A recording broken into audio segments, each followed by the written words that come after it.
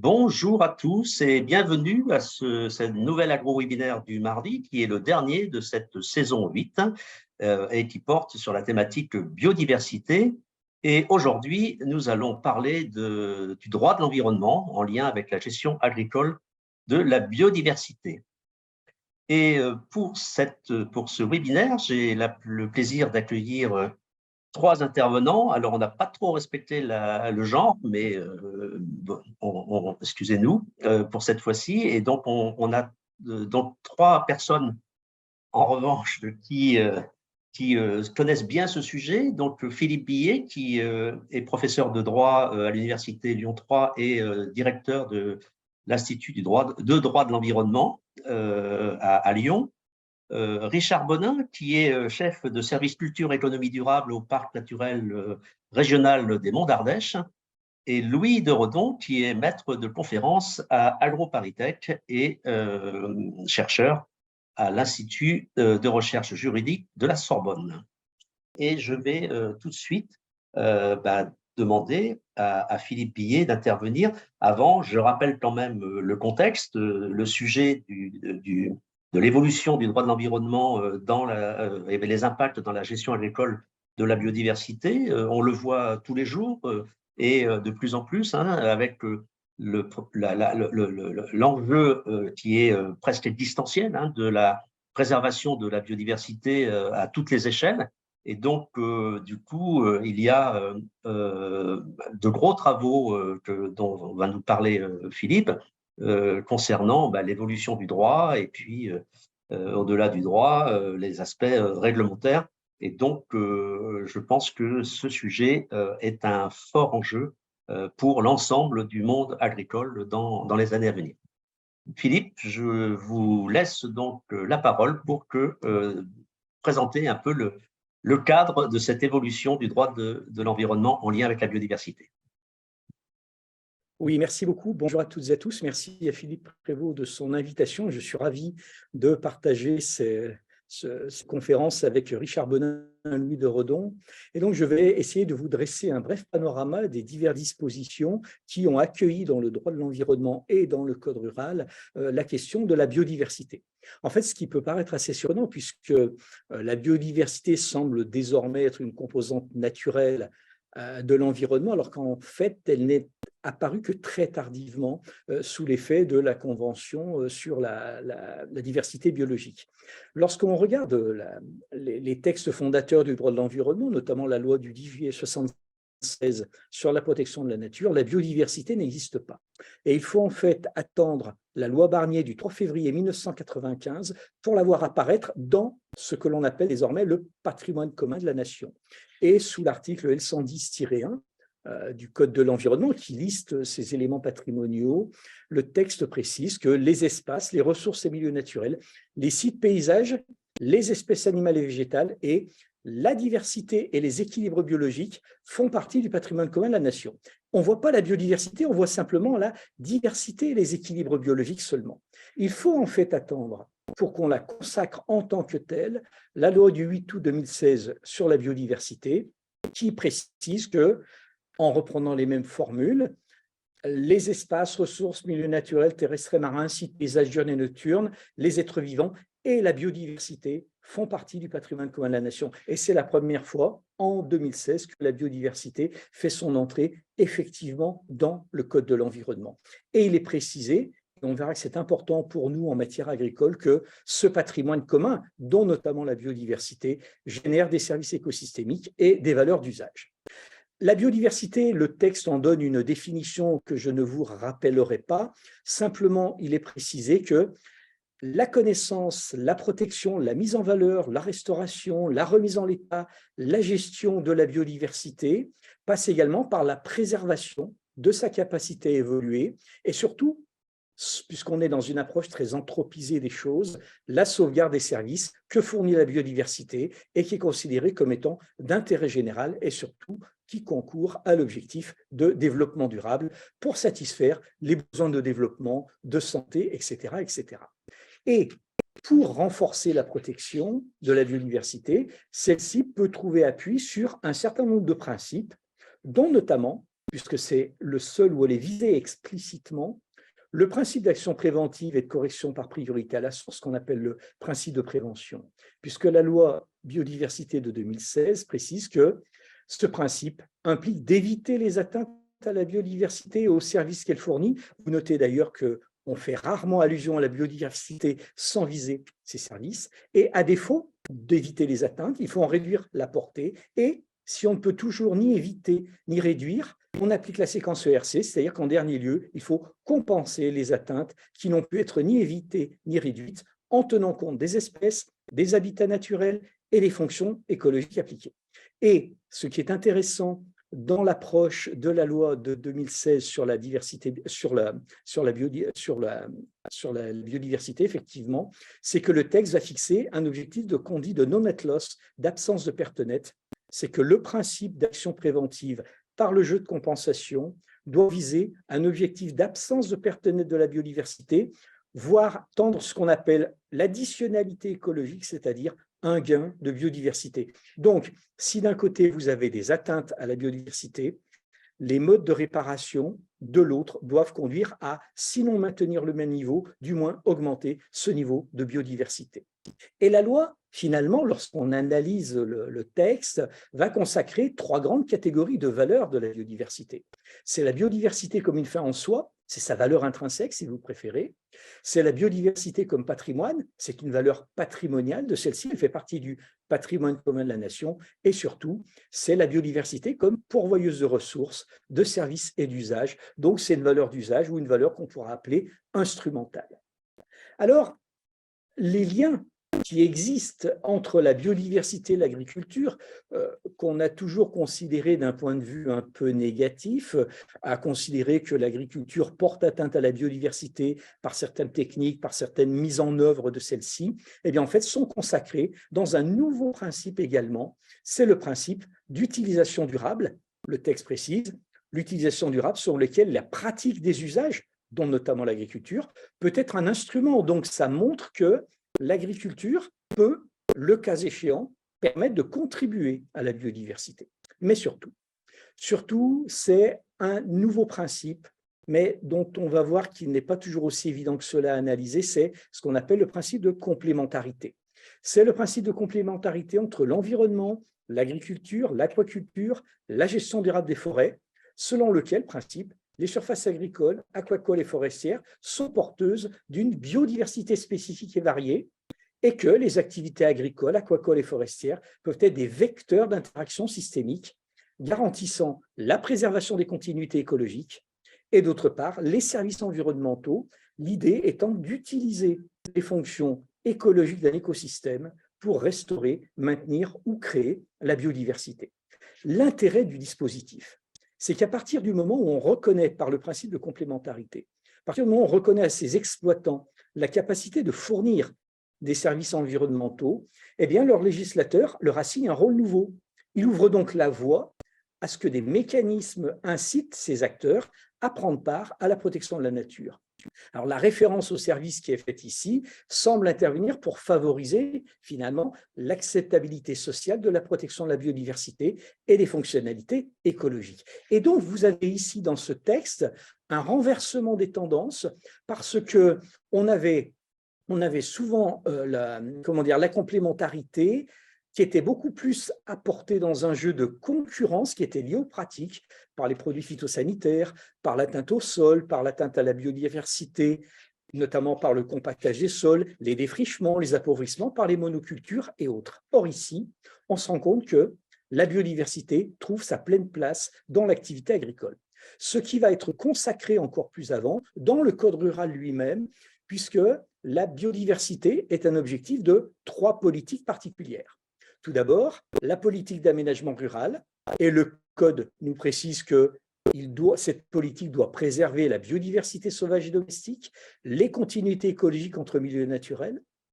Deuxième objectif de la politique d'installation et de transmission en agriculture, ça doit permettre en fait de maintenir sur l'ensemble du territoire des exploitants agricoles qui peuvent répondre aux enjeux d'accessibilité du territoire, d'entretien des paysages, de gestion de la biodiversité, au-delà des questions traditionnelles de gestion foncière. Et enfin, dernier élément du Code rural sur ces objectifs, c'est l'objectif des systèmes de production agroécologiques qui sont, comme vous le savez, fondés sur des interactions biologiques et l'utilisation de services écosystémiques.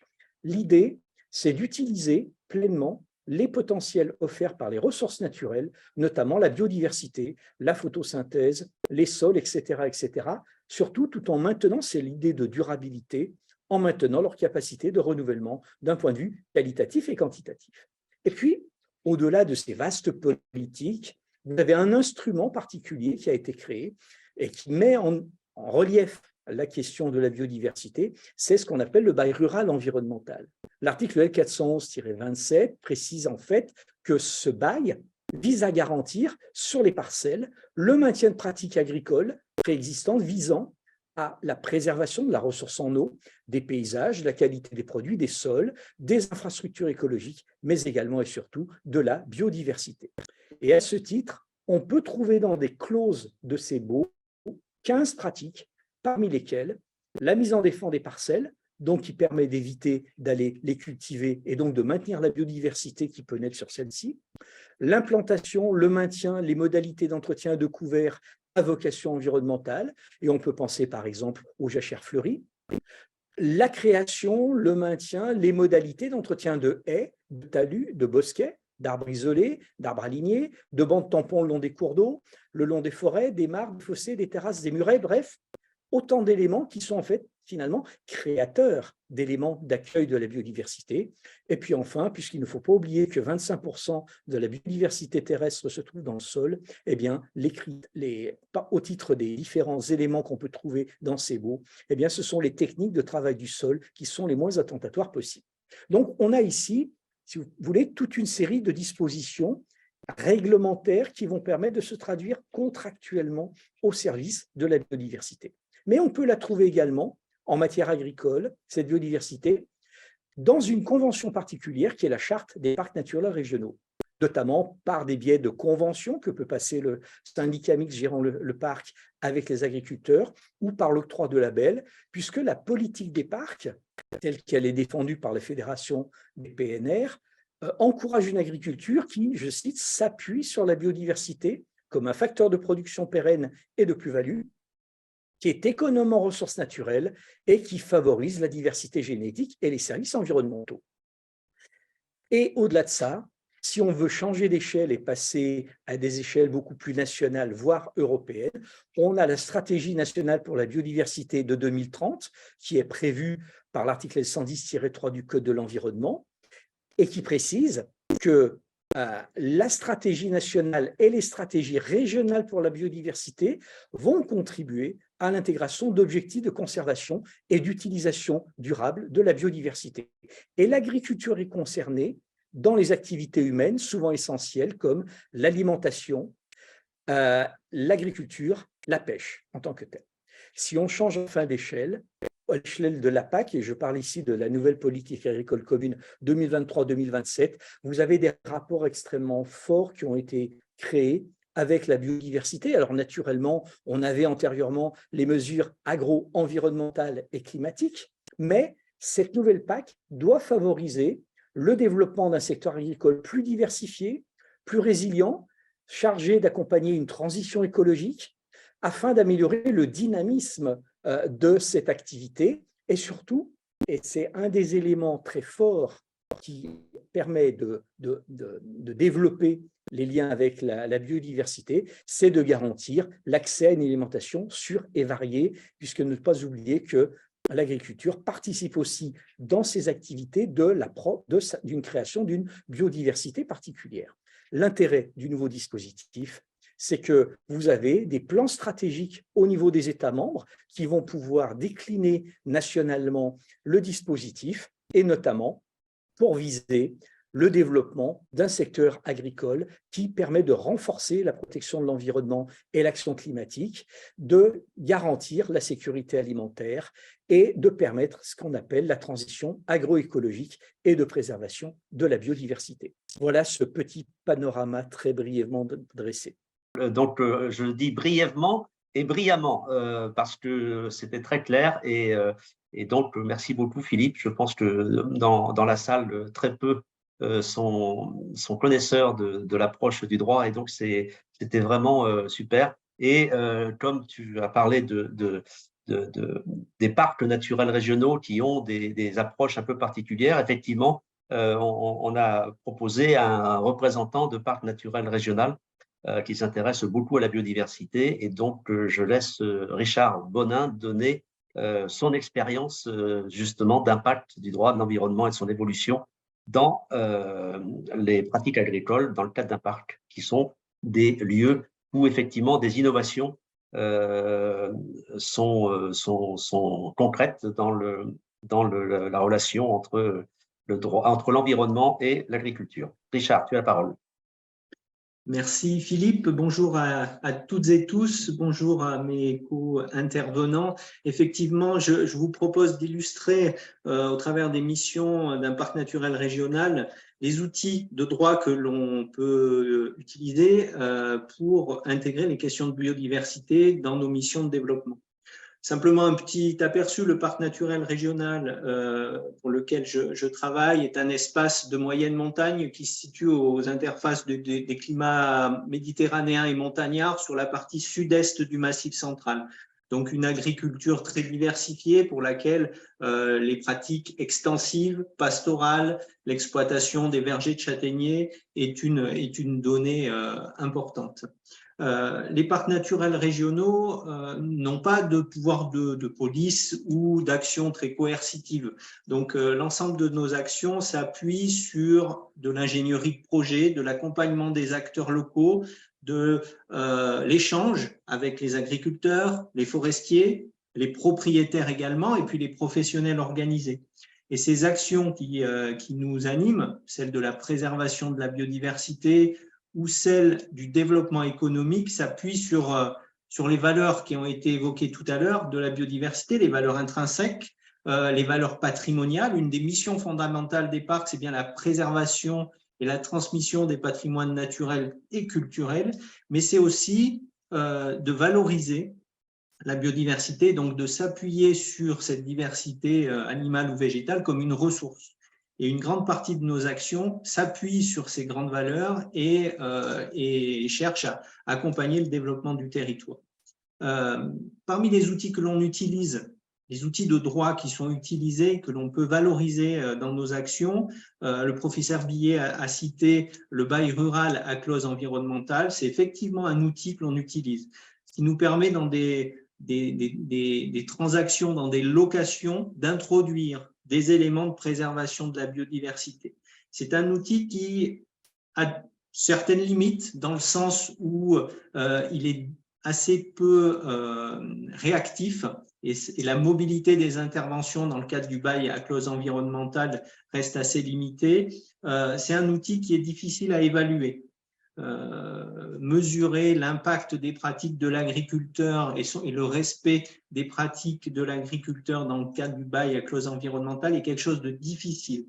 Donc l'appréciation des mesures que l'on inclut dans le bail à clause environnementale reste un élément fondamental dès le départ de la rédaction du bail pour savoir si, selon le contexte climatique changeant ou autre, selon si les pratiques de l'agriculteur évoluent, il faut les intégrer dans le bail. C'est pour ça que le bail s'appuie plutôt sur des mesures figées, c'est-à-dire voilà, des pratiques d'agriculture biologique qui sont incluses dedans ou le non-retournement des terres et des prairies, etc.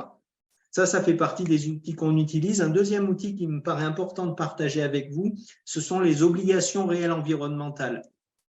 On a un exemple récent autour des obligations réelles environnementales. C'est par exemple le souhait d'une propriétaire qui dispose d'un parcellaire assez intéressant, regroupé, etc., et d'une biodiversité remarquable, qui n'a pas d'héritier, que de le céder à une collectivité ou à un acteur de l'environnement. Il se trouve que c'est le Conservatoire d'espaces naturels sur notre territoire qui s'est porté acquéreur de ce bien et a proposé à la propriétaire la signature d'une obligation réelle environnementale. Donc, contrairement au bail, on n'est pas sur un principe de location, mais on est bien sur une intégration des enjeux de biodiversité dans l'acte de propriété.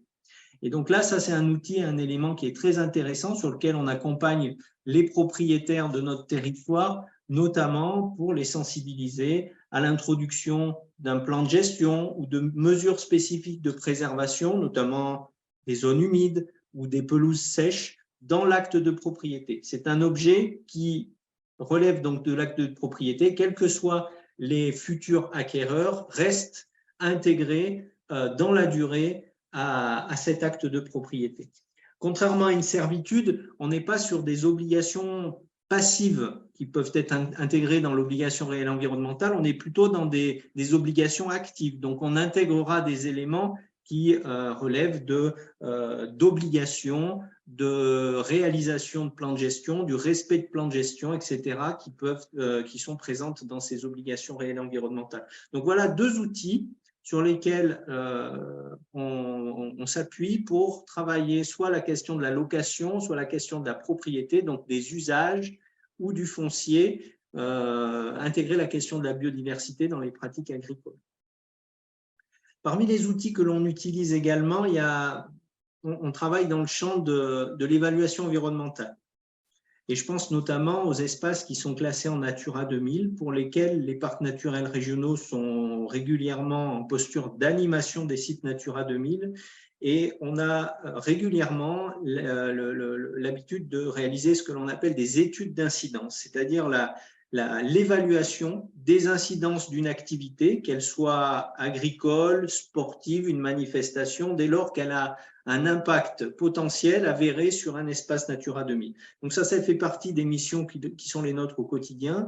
Je prends l'exemple de travaux, de création de pistes ou d'ouverture de milieux sur des sites Natura 2000 réalisés par des agriculteurs qui peuvent faire l'objet de financements publics. À ce titre-là, le parc naturel régional accompagne l'agriculteur dans l'évaluation des incidences de ses travaux et de ses projets sur la biodiversité, et on s'inscrit dans un cycle du triptyque éviter, réduire, compenser. On est souvent sur l'évitement de pratiques qui sont néfastes pour la biodiversité au regard des projets agricoles.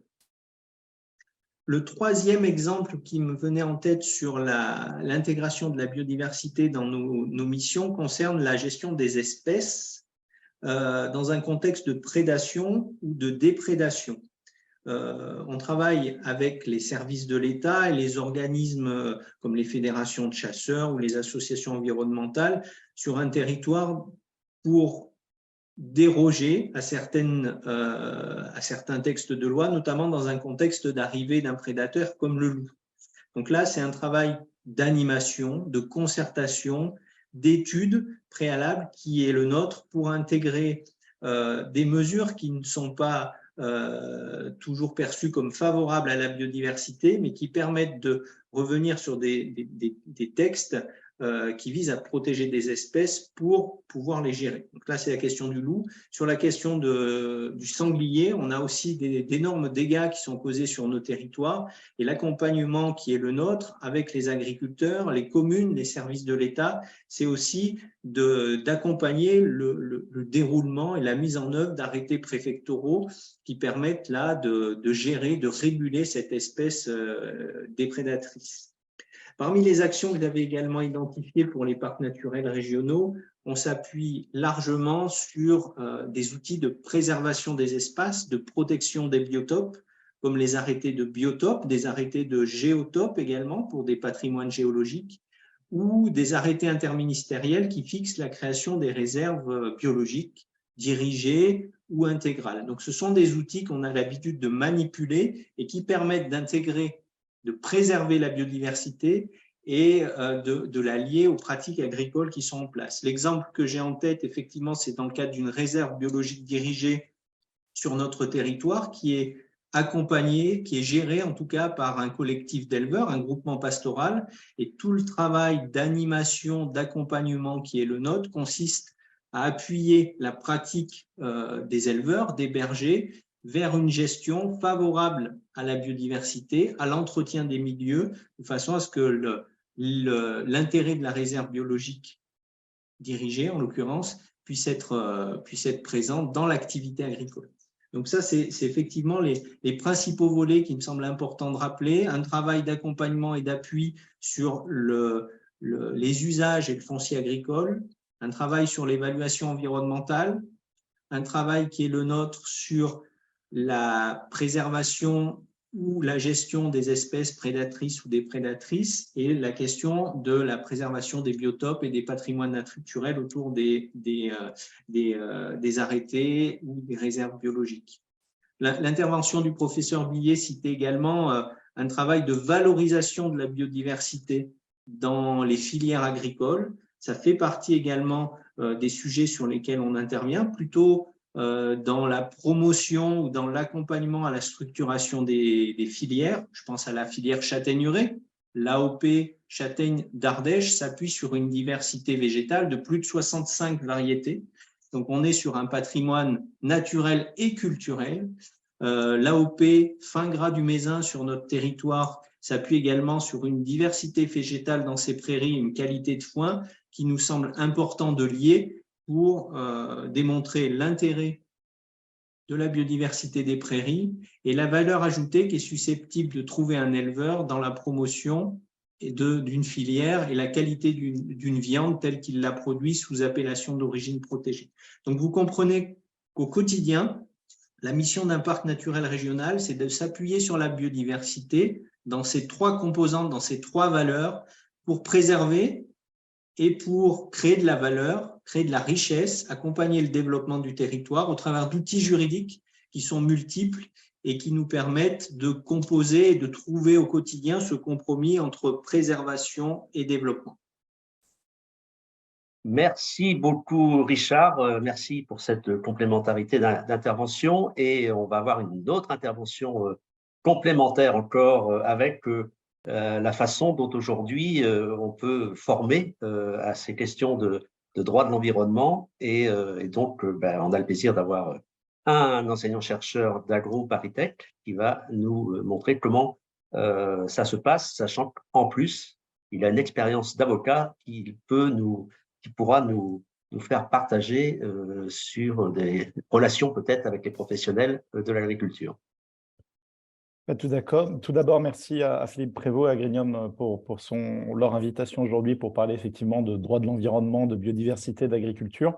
C'est un sujet effectivement absolument émergent. Je pense que le professeur Billet l'a très bien dit. On est sur un objet bien connu des scientifiques depuis quelques dizaines d'années, mais finalement qui est saisi par le droit, en tout cas de manière directe, de manière très récente.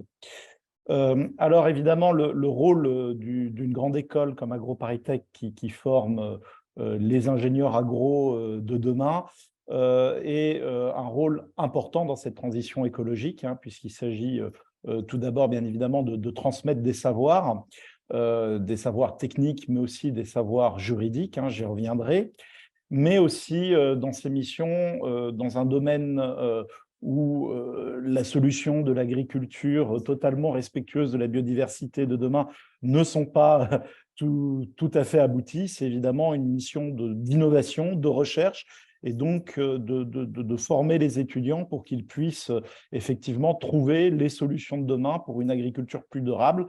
Donc, transmission de savoir, mais aussi production de savoir, je pense que c'est très important. Je vous ai mis quelques chiffres pour présenter AgroParisTech pour ceux qui ne connaissent pas. Alors, AgroParisTech aujourd'hui, c'est quand même plus de 3000 étudiants, donc c'est une grande école assez importante maintenant, avec 50% des étudiants qui sont en cycle ingénieur. On s'est aussi ouvert, notamment dans le cadre de notre rapprochement avec l'Université Paris-Saclay, au master, donc la capacité des étudiants à aller faire des masters dans d'autres établissements, des masters qui sont cohabilités. Et évidemment, l'une des particularités d'AgroParisTech en partenariat avec un certain nombre d'organismes de recherche, je pense bien évidemment à l'INRAE, mais pas que, c'est bien évidemment sa forte proportion de doctorants, puisque nous avons entre 300 et 400 thèses en cours, ce qui veut dire plus de 100 thèses soutenues tous les ans. Et bien évidemment, une partie de ces thèses porte sur le verdissement, la prise en compte de nos pratiques agricoles. Donc voilà. Bien évidemment, à votre demande, on pourra mettre à disposition, j'imagine, Philippe, le PowerPoint. Évidemment, AgroParisTech est une école assez récente en tant que telle, puisqu'elle est issue de la fusion en 2007 d'un certain nombre d'autres écoles. Je pense notamment à l'École nationale du génie rural des eaux et des forêts, de l'ENSIA, École d'agroalimentaire, et de l'Institut agronomique Paris-Grignon en 2007. Mais c'est une école, évidemment, qui a une histoire très longue et qui remonte jusqu'aux édits de Colbert, si je puis dire, de 1669, avec la formation des hauts fonctionnaires dans le domaine des eaux et des forêts. Et évidemment, mon illustre prédécesseur, le professeur René Dumont, qui déjà, dès les années 70, alertait sur les risques liés à l'agriculture intensive et notamment sur une guerre de l'eau qu'il anticipait dès la campagne présidentielle de 1974. On a tous en mémoire, ou cette image en tout cas en tête, du professeur Dumont avec son verre d'eau qui débarquait sur les plateaux de télévision. En tout cas, le décret de création d'AgroParisTech du 13 décembre 2006 est très explicite sur nos missions d'enseignement et de recherche, puisque le décret dispose que nous devons former à l'agronomie, à la forêt, à l'alimentation, à la santé, à l'environnement, à l'eau et à la biodiversité, à la bioéconomie, à la gestion des espaces et des ressources naturelles, en aménagement et développement des territoires. Donc la biodiversité est clairement citée dans nos missions, au-delà du fait que, bien évidemment, de manière transversale, la biodiversité est au contact, bien évidemment, de l'agronomie, de la forêt, de l'alimentation et des territoires. Alors, bien évidemment, nous avons la capacité à délivrer des diplômes d'ingénieurs agronomes, mais nous avons aussi pour mission, et ce n'est pas des moindres, que de former aussi les hauts fonctionnaires du ministère de l'Agriculture et de l'Environnement, à savoir les élèves fonctionnaires du corps des ponts, des eaux et des forêts, qui sont les futurs cadres de l'administration au ministère de l'Agriculture, au ministère de l'Environnement, et qui auront notamment comme mission la mise en place en administration centrale comme déconcentrée, ou dans les agences de l'État. Je pense bien évidemment à l'ADEME, à l'OFB, à l'ONF et d'autres, le Conservatoire du littoral, dans les DREAL, dans les DDT, en ce qui concerne le déconcentré, de mettre en place les politiques publiques en matière de protection de l'environnement, de la biodiversité, de gestion de l'eau. Donc des missions qui sont confiées à l'établissement, qui sont bien évidemment d'une grande actualité et d'une grande importance. Alors AgroParisTech, c'est bien évidemment un site à Paris, c'est aussi des sites en province. Nous avons aujourd'hui le site principal qui est à Paris-Saclay, mais je rappelle alors que nous avons aussi une ferme expérimentale à Grignon, avec un certain nombre d'hectares où, dans le domaine de l'élevage comme des productions végétales, les chercheurs d'AgroParisTech, avec les étudiants, mènent des programmes de recherche, évidemment, notamment dans le domaine de la transition écologique et de la prise en compte de la biodiversité. Nous avons aussi le centre de Nancy, qui s'occupe plus particulièrement de la forêt, qui est aussi un enjeu déterminant en matière de protection de la biodiversité. Un tiers du territoire, je le rappelle, avec là, pour le coup, on parlait de services écosystémiques, la forêt qui porte énormément de services écosystémiques, donc nos ingénieurs forestiers, ceux qui se spécialisent dans le domaine de l'eau, aussi très au contact des questions de biodiversité à Montpellier, Orléans dans le domaine plus de la nutrition, de la cosmétique, et Clermont-Ferrand dans le domaine de l'aménagement territorial, et là, bien évidemment, totalement au contact des enjeux biodiversité et territoire. Et enfin, notre dernier site en Guyane française, à Kourou, en ce qui concerne l'écologie tropicale. Alors, comment former les ingénieurs et les docteurs de demain à la protection de la biodiversité? Bien évidemment, il y a un enjeu technique, il y a un enjeu scientifique. Évidemment, les sciences dures, comme on les appelle, tiennent une place importante dans les formations d'AgroParisTech, maths, chimie, physique, biologie. Mais AgroParisTech a fait le choix, et c'est tout à son honneur aussi, de former des ingénieurs qui sont capables de s'inscrire dans les sciences sociales, de comprendre le monde qui leur entoure, de comprendre les enjeux économiques, juridiques, sociologiques, éthiques, moraux liés à leur domaine d'expertise et de compétences dans le domaine scientifique. Et AgroParisTech est aujourd'hui la seule école d'ingénieurs placée sous tutelle du ministère de l'Agriculture qui dispose d'enseignants-chercheurs en droit, ce qui est effectivement une particularité, une singularité qui fait que les ingénieurs d'AgroParisTech ne sortent pas de l'école sans un minimum de formation au droit, et notamment de droit de la transition écologique, en incluant les enjeux liés à la biodiversité. Alors, AgroParisTech est organisé en 5 départements. Évidemment, le droit s'inscrit dans le département qu'on appelle SESG, Sciences sociales, économiques et de gestion, mais il y a d'autres départements à vocation scientifique dure, si je puis dire. Et l'une des particularités du droit par rapport à beaucoup d'autres matières, c'est que les enseignants-chercheurs en droit interviennent dans l'ensemble des départements. Le droit est un objet absolument transversal et il doit s'occuper du verdissement, effectivement, et de l'enseignement dans des domaines qui vont, comme on dit, de la fourche à la fourchette, de l'agriculteur jusqu'au plat du consommateur, et même inversement, de la fourchette à la fourche, par les choix que peuvent faire les consommateurs en termes de consommation qui vont guider, bien évidemment, les productions de demain. Donc, une singularité dans ce domaine-là en ce qui concerne l'enseignement du droit. Alors, comment l'enseignement s'organise au sein d'AgroParisTech? Il s'organise autour de 3 années, puisque nous recrutons après classe préparatoire à Bac+2. Alors, déjà, les programmes de classe préparatoire Mathsup, Maths-P Bio ont déjà intégré, depuis le temps où moi j'y étais, où il n'y en avait pas forcément, ont déjà intégré des enjeux liés à l'écologie. Les programmes ont évolué. Mais bien évidemment, la biodiversité est un objet dynamique. Nos formations le sont aussi, et elles intègrent de plus en plus les enjeux liés à la biodiversité. La première année, une partie de la deuxième année sont orientées vers le tronc commun. Là, il est un peu tôt pour parler de droit de l'environnement, puisque le choix qu'on a fait à AgroParisTech, c'est de monter en puissance en termes d'enseignement, et donc de ne pas partir tout de suite dans de la réglementation environnementale.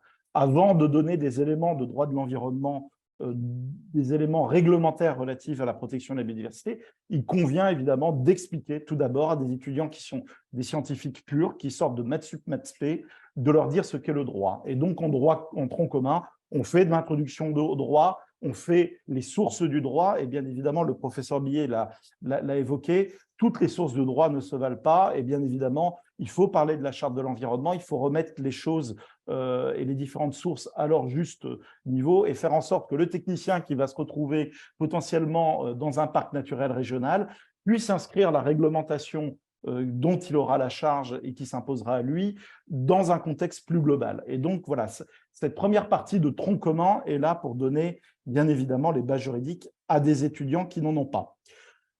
En deuxième partie de deuxième année, il y a ce qu'on appelle les domaines. Les étudiants vont partir dans une pré-spécialisation, j'y reviendrai. Et donc là, on va rentrer effectivement dans une législation, une réglementation plus spécifique qui va être liée effectivement à leur choix de pré-spécialisation. Et en troisième année, c'est l'année de spécialisation. Ils pourront soit faire une dominante, qui est une spécialisation interne à AgroParisTech, ou des masters cohabilités par l'établissement au sein d'AgroParisTech ou de ses partenaires de l'Université Paris-Saclay, avec un choix très important de formation. Ils peuvent aussi faire une césure entre la deuxième et troisième année, et un certain nombre d'étudiants, notamment, partent en césure dans des parcs naturels régionaux, dans des agences de l'État, dans des organismes de recherche, etc. Et bien évidemment, les formations à Bac+6 à Bac+8, avec notamment les masters spécialisés, j'y reviendrai, dont la formation des hauts fonctionnaires du ministère de l'Agriculture et de l'Environnement, mais aussi les doctorats, et vous aurez compris qu'AgroParisTech est très proactive dans ce domaine. Alors, Louis, il faudra accélérer un petit peu parce que j'accélère, voilà. Très bien, c'est ma dernière diapo, donc on y arrive. Donc les domaines, vous avez la protection durable et filières et territoires, le domaine 2, l'ingénierie des aliments et les énergies, le domaine 3, la gestion et l'ingénierie de l'environnement, domaine 4, l'ingénierie et la santé. Et vous voyez qu'à chaque fois, si je puis dire, nos formations intègrent les enjeux de transition écologique, d'environnement et donc de biodiversité dans leurs intitulés de manière macro, mais on va pouvoir rentrer aussi après dans les dominantes et les spécialités. Je vous ai mis la liste des formations qui sont proposées par AgroParisTech. Vous verrez qu'il y a une très grande diversité. Et dans ces formations, des modules, et souvent dans des modules de droit. Et donc ça, c'est très, très important, puisque le droit va percoler partout, de manière à ce que nos ingénieurs et nos docteurs puissent sortir en étant équipés de manière juridique. Je rajoute qu'évidemment, tout ça concerne la formation initiale, mais bien évidemment, nous avons aussi la formation continue avec des personnes qui travaillent soit dans les administrations, soit dans le milieu agricole, soit dans le milieu de la conservation et qui souhaitent acquérir, effectivement, rajouter une corde à leur arc, des formations. Et bien évidemment, AgroParisTech se positionne aussi là-dessus sur un domaine où le droit évolue beaucoup, la science évolue beaucoup. Et bien évidemment, par exemple, AgroParisTech est partie prenante dans la formation des fonctionnaires initiés par l'État à la protection de la biodiversité. Et par exemple, à titre personnel, je porte, dans le cadre d'un module mis en place par l'ENA en tant que représentant d'AgroParisTech, des formations pour les fonctionnaires de l'État. Alors, tout d'abord, les hauts fonctionnaires et ensuite tous les fonctionnaires à l'intégration des enjeux d'un côté changement climatique et en ce qui me concerne biodiversité. Voilà. Donc, du coup, des formations d'AgroParisTech, si je puis dire, singulières, mais aussi ambitieuses et surtout en perpétuelle évolution. Voilà. Merci beaucoup, Louis. Et donc, on passe tout de suite au temps de questions-réponses. Donc, alors, une première question, alors peut-être pour Philippe, mais là, vous pouvez aussi compléter les uns et les autres, de Christian. Qu'est-ce qui manquerait encore au droit de l'environnement pour protéger la biodiversité? Ou serait-ce plutôt une meilleure mise en œuvre du droit actuel auquel il faudrait travailler? Peut-être Philippe pour ce sujet. Oui, je pense que la boîte à outils est déjà bien pleine d'outils, assez adaptés. Je pense que la première chose à faire, c'est d'apprendre à les utiliser et ensuite de les utiliser effectivement. Vous laissez votre micro ouvert si vous voulez compléter, vous complétez. Alors, il y a eu quelques questions qui ont été répondues à l'écrit, mais peut-être une de Dorothée concernant l'usage phytopharmaceutique.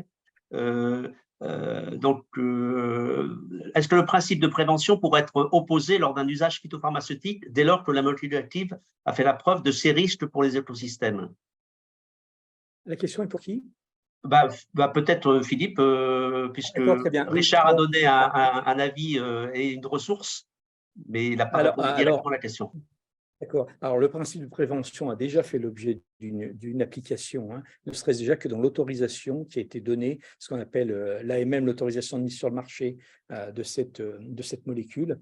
Donc, il y a déjà eu un certain nombre de contrôles et de contraintes administratives qui vont faire que sans celle-ci, sans éventuellement aussi respecter, si ça comporte un certain nombre de matières, le règlement REACH, par exemple, de l'Union européenne, un produit qui est mis sur le marché normalement a fait, je dis bien normalement, puisque vous savez qu'il y a un certain nombre de polémiques concernant certains produits qui font l'objet d'ailleurs de retrait ou d'annulation de mise sur le marché par la Cour de justice de l'Union européenne, mais a priori, un produit, lorsqu'il est mis sur le marché, a fait l'objet de toute une série de protocoles qui relèvent du principe d'action préventive et de correction par priorité à la source. Ensuite, c'est la question de l'utilisation du produit. La première chose, c'est que le produit, normalement, est autorisé par rapport à certains modes d'usage. Donc, si les modes d'usage sont respectés, il ne devrait pas y avoir de problème particulier. Sauf qu'on ne peut pas, en fonction des modes d'épandage et en fonction surtout des lieux d'épandage, généraliser. Tout simplement parce que vous n'avez pas le même environnement, vous n'avez pas le même voisinage par rapport à certains produits chimiques qui vont faire que, nécessairement, vous n'aurez pas les mêmes effets sur l'environnement. Et c'est de ce point de vue-là que je pense qu'on devrait pouvoir avoir une approche qui serait beaucoup plus sérieux, beaucoup plus catégorisée. Alors, c'est très difficile, hein, naturellement, mais ça permettrait de renforcer, puisqu'il en y est fait allusion, le principe de prévention de ce point de vue-là. Mais toute la question serait comment est-ce qu'on analyse effectivement partie de territoire ou secteur par secteur les effets potentiels. Alors, on peut aussi appliquer le code des bonnes pratiques agricoles, mais qui n'est que strictement volontaire, pour renforcer un peu les prescriptions, enfin les effets des prescriptions que l'on a sur l'épandage, on va dire, de façon réglementaire. Mais voilà, on en est pour le moment. Merci. Est-ce que vous voulez compléter, Richard ou Louis? Non? Ouais, nécessairement. Alors, une question de Philippe Janot qui qui fait référence à une production scientifique de 300 chercheurs qui ont pointé la modestie des effets positifs sur la biodiversité de la PAC 2023-2027. Donc, je ne sais pas si vous connaissez cette référence, mais du coup, la question qu'il pose, c'est voilà, est-ce que le droit de l'environnement est adapté aux enjeux par rapport aux ambitions et objectifs climatiques et environnementaux du pacte vert? Est-ce que vous devez avoir un avis sur ce sujet-là? Oh, j'aurai un avis relativement bref. En fait, ce qu'il ne faut pas perdre de vue dans la réglementation, c'est que la réglementation, c'est une réglementation qui est un jeu d'arbitrage. C'est un jeu de force, de blocage. Et en fait, c'est souvent celui qui a le plus de pouvoir qui l'emporte ou qui a le plus d'entre-gens qui peut l'emporter sous l'arbitrage politique et ensuite, en ultime lieu, sous le contrôle du juge. Et donc, il ne faut pas penser que le droit en tant que tel peut résoudre toutes les difficultés. Tout simplement parce que c'est un droit, on va dire, de compromis ou de consensus. Alors, dire que des scientifiques ont pointé la modestie des effets, moi j'aurais plutôt dit la modestie des mesures pour la biodiversité. Quant à celle des effets, on ne peut pas encore les mesurer comme tels. Déjà, il faut les appliquer effectivement, et ensuite, il faut pouvoir les mesurer. Ça serait bien d'ailleurs de développer un certain nombre d'indicateurs pour savoir quels sont les objectifs effectivement recherchés. Après, on peut s'arrêter sur des aspects qui sont beaucoup plus ponctuels, par exemple, lorsqu'on va imposer que 25% des terres de l'Union européenne soient en agrobiologie, en agriculture biologique, par exemple. Oui, c'est un objectif, mais ça n'est qu'une espèce de démarche de progrès. C'est le but à atteindre, mais ça ne veut pas dire qu'on va nécessairement l'atteindre. Et par rapport à la question suivante de M. Sourdin, lorsqu'il dit est-ce qu'il y a des éléments réellement contraignants en matière de biodiversité, une fois qu'on est sorti d'espaces naturels protégés, c'est extrêmement difficile d'avoir une contrainte effective de ce point de vue-là. Alors dire qu'il y a une modestie des effets, moi je ne m'avancerai pas sur ce point-là parce que je ne peux pas encore les mesurer, on ne les a pas appliqués. Peut-être Louis? Oui, du coup, je rejoins tout à fait ce que dit le professeur Billet. Je pense que la biodiversité, on a pris beaucoup de retard par rapport au changement climatique. Je pense que sur le plan changement climatique, aujourd'hui, les choses sont connues du grand public et donc il y a une pression qui s'exerce sur le politique en termes d'attente sur ce sujet-là. La biodiversité, on est vraiment sur un sujet émergent, en tout cas dans l'opinion publique. Je pense que le dernier rapport du GIEC, le 6e, qui a fait le lien entre changement climatique et biodiversité, a fait beaucoup de bien à la biodiversité, puisque bon, on le voit, quand il y a un rapport du GIEC qui sort, heureusement on en parle. Les rapports de l'IPBES, malheureusement, passent souvent assez inaperçus. Et donc ça se traduit dans les outils juridiques qui sont développés. Aujourd'hui, sur le domaine climatique, avec les gaz à effet de serre, on est souvent maintenant, on rentre dans des dispositifs qui sont essentiellement certes incitatifs, mais aussi contraignants. Malheureusement, dans le domaine de la biodiversité, on reste souvent, on a parlé des ORE tout à l'heure, mais on pourrait parler d'autres mesures aussi sur de l'incitatif. Il y a très peu d'outils juridiques contraignants, à part dans des zones naturelles, sanctuarisées, et encore que, qui obligent. Et quand on incite, je dois dire qu'on incite juridiquement, mais on accompagne assez mal les agriculteurs qui prennent ces incitations. On accompagne assez mal pour un certain nombre de raisons. Un manque de moyens, notamment financiers, on l'a vu sur le domaine du financement des conversions à l'agriculture biologique, mais aussi en termes de manque de suivi et de valorisation. Et donc, je pense que la biodiversité va vraiment être un sujet qui va prendre de l'ampleur dans les années à venir, parce que tout reste à faire, me semble-t-il, au niveau de droit. En tout cas, si on entend par le droit, une norme efficace, contraignante, appliquée et applicable. Merci. Alors, une question de Romain, je pense que c'est Richard qui veut répondre. Le recours aux obligations réelles environnementales fait-il l'objet d'une information centralisée au niveau régional ou national, enjeu important pour repérer des terrains d'enquête? Oui, alors j'ai proposé une réponse écrite. Effectivement, je n'ai pas la réponse. Je sais cependant que le CEREMA a l'habitude de créer des outils de synthèse facilement diffusables pour promouvoir les ORE comme les baux à clause environnementale. Un travail, je crois, a été réalisé par le CEREMA sur l'évaluation de la portée et de l'étendue des baux à clause environnementale. Pour les ORE, ça ne me semble pas être le cas, mais prochainement peut-être.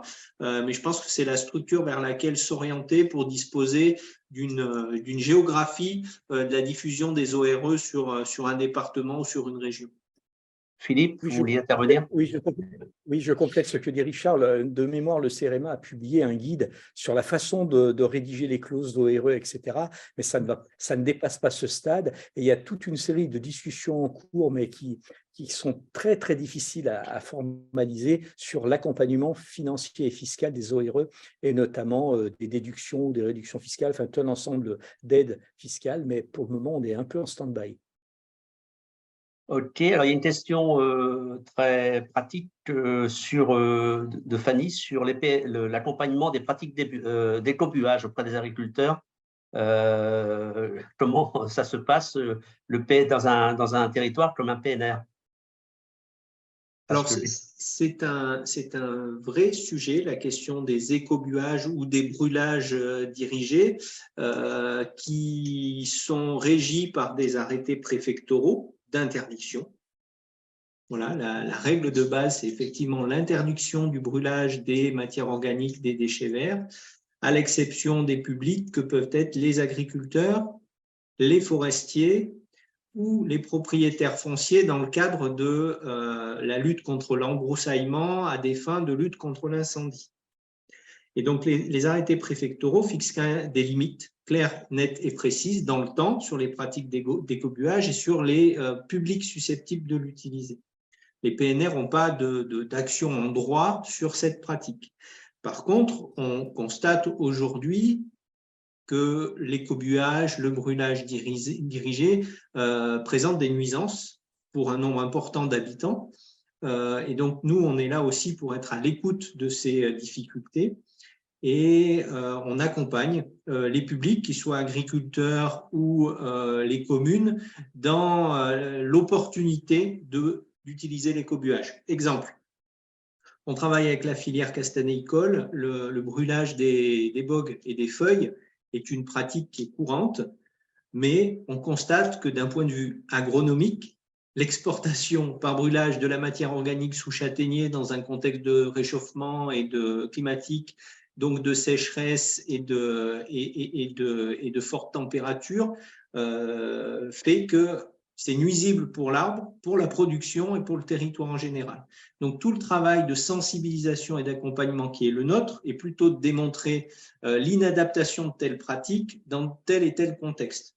On a par exemple, par contre, à l'inverse, des pratiques ou des contextes dans lesquels le brûlage dirigé, organisé avec le SDIS, anticipé avec des pastoralistes sur l'opportunité pastorale de le réaliser, peut présenter un intérêt. Par contre, ça sera en dernier recours et dans un contexte où il a bien été amené collectivement, réfléchi ensemble et les conséquences maîtrisées.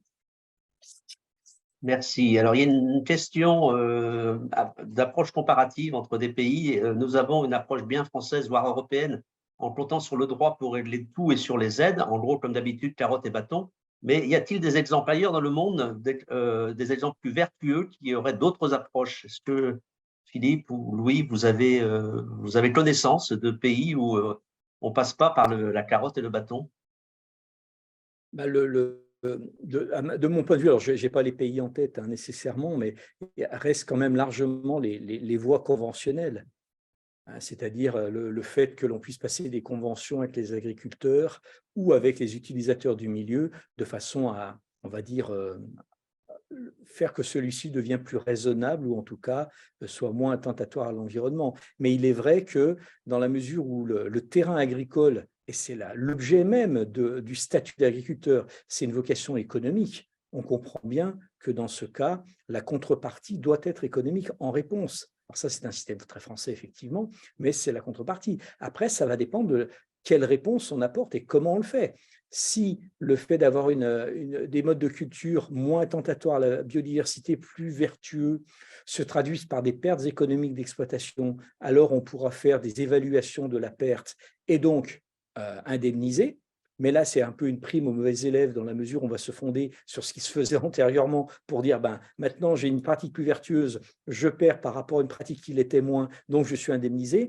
Donc c'est un peu, ça confine un peu au paradoxe de ce point de vue-là. Après, c'est de voir quel est le service environnemental ou écosystémique que ça apporte, c'est de faire une évaluation du service et le rémunérer en tant que tel. On peut trouver déjà des pays qui procèdent de cette façon-là. Mais comme l'agriculture est d'abord et avant tout, il ne faut pas le perdre de vue, une activité économique, la réponse est surtout économique.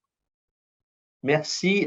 Donc, deux questions encore. Alors, une, je ne sais pas si c'est de votre ressort, l'utilisation du cuivre, son impact et son impact négatif sur la biodiversité. Là, vous pouvez, parce que là, vous allez sortir peut-être un point de vue et je ne sais pas si vous avez des connaissances, même si Louis, j'ai compris qu'il était aussi ingénieur.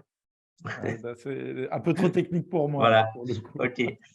Moi j'avais une question peut-être un peu plus large concernant le lien entre justement l'évolution du droit et l'évolution de la comptabilité environnementale, l'approche de la comptabilité environnementale. On en entend de plus en plus parler. Est-ce que vous avez des relations avec les gestionnaires et les comptables pour pouvoir faire évoluer justement et avoir des outils, d'autres outils que la réglementation pour prendre en compte les questions du droit de la biodiversité? Je pourrais renvoyer le cas échéant au dernier rapport. J'étais membre, enfin je suis toujours d'ailleurs du comité pour l'économie verte qui est en place entre Bercy et Reclore, donc entre le ministère des Finances et le ministère de l'Environnement. On a publié récemment un rapport sur la façon dont le financement par les agences de l'eau pouvait avoir des effets ou pas sur la biodiversité. Et un de mes collègues avait lui-même publié un rapport sur toutes les incitations, toutes les subventions qui étaient néfastes à la biodiversité. Donc, je pense qu'on pourrait d'abord consulter qui sont en ligne, hein. Donc, ces rapports et les éléments pour avoir un peu plus d'éléments. Voilà. Merci. Une petite question de Solène. Les baux agro-environnementaux peuvent-ils s'appliquer sur des terrains privés hors Natura 2000, PNR, etc.? En fait, il y a trois conditions pour avoir un bail rural environnemental, hein. C'est d'abord garantir un certain nombre de pratiques.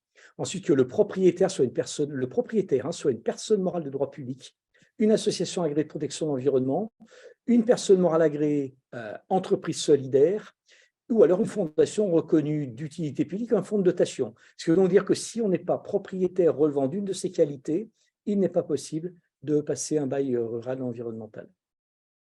Merci beaucoup. Richard, tu voulais ajouter quelque chose? Pardon, excusez-moi, c'est bon. Non, simplement, c'est vrai que la loi de 2006 sur les bois à clause environnementale spécifiait leur introduction sur les sites Natura et sur les parcs naturels régionaux. Et depuis, l'utilisation est effectivement ouverte à l'ensemble du territoire national. Voilà. Merci beaucoup. Il est bientôt 14 heures. Nous allons donc nous quitter. Nous allons faire un break pendant les périodes de congé de printemps et nous reviendrons le 9 mai. On repartira avec un thème de bioéconomie sur le développement des matériaux de construction à partir des bioressources. Merci à tous les trois et bonne semaine et à bientôt. Au revoir. Merci. Merci aux auditeurs. À bientôt. Au revoir.